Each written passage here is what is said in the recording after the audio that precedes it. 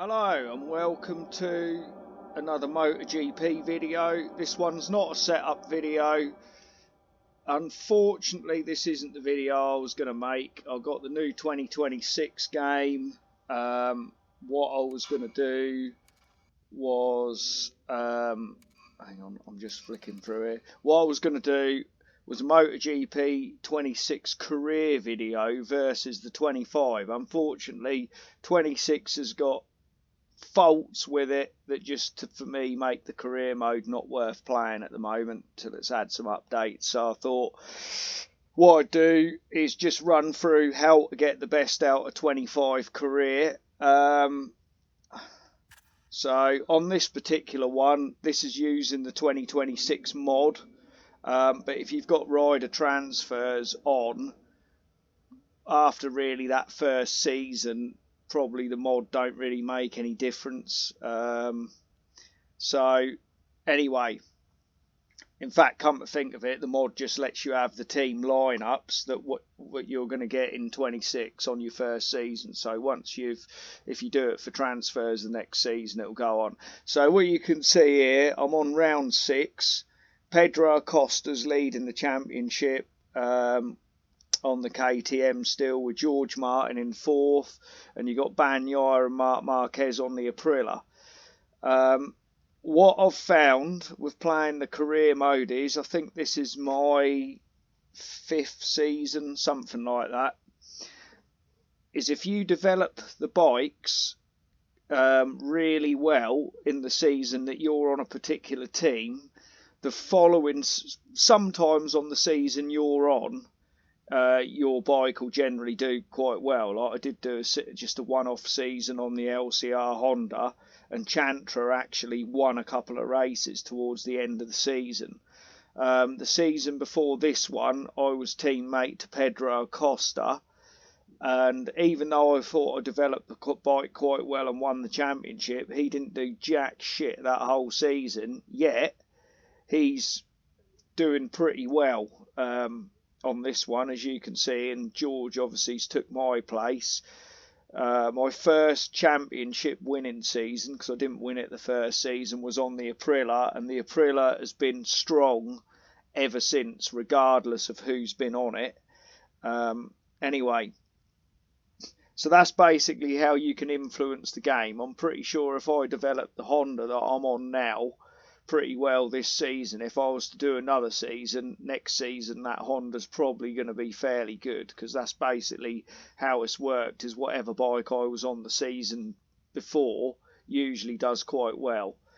Apparently though, each season you go on, there is like a little bit of a soft reset, but not too much. So let me show you how I develop the bikes. So what I've done, because sometimes it does affect the satellite teams as well.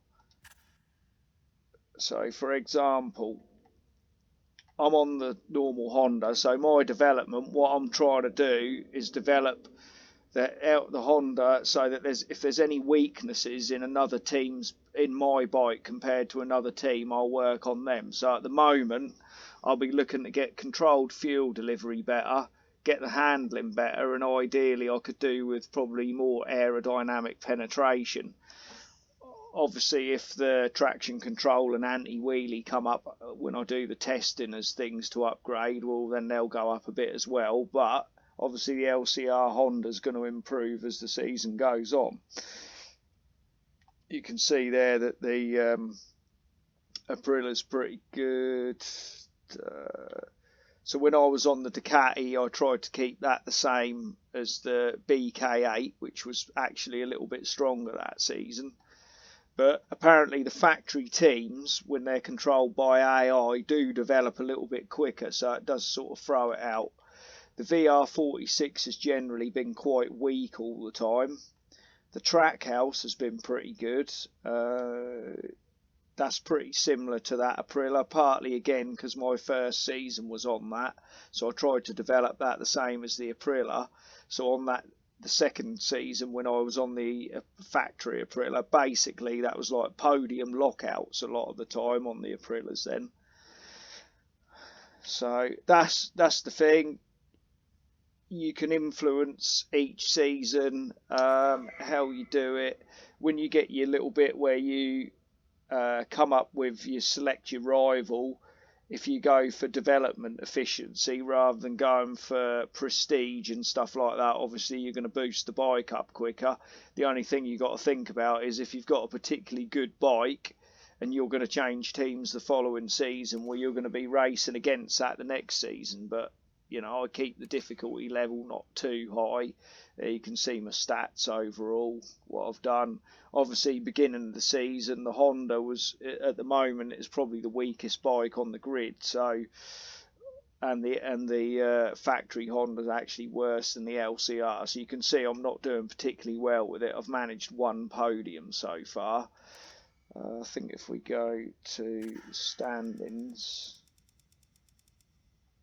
you'll see Luca Marini there. He scored 1 point, so it shows you how good the bike is. Surprisingly though, where is he? Fabio Quartararo, he's been on the Yamaha the whole time till now, and he's generally sort of been up there in the sort of top 5, top 6, but he don't seem to be doing very well on the Ducati. But the Ducati, as far as I can tell, is not a bad bike.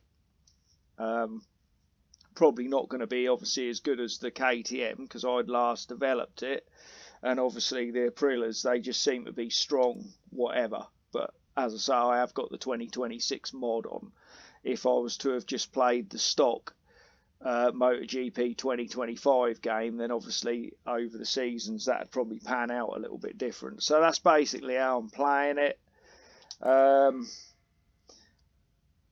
think at the moment, if you're looking for career mode, get the best career mode. Your best experience is going to be to get MotoGP 25, get the MotoGP 26 mod.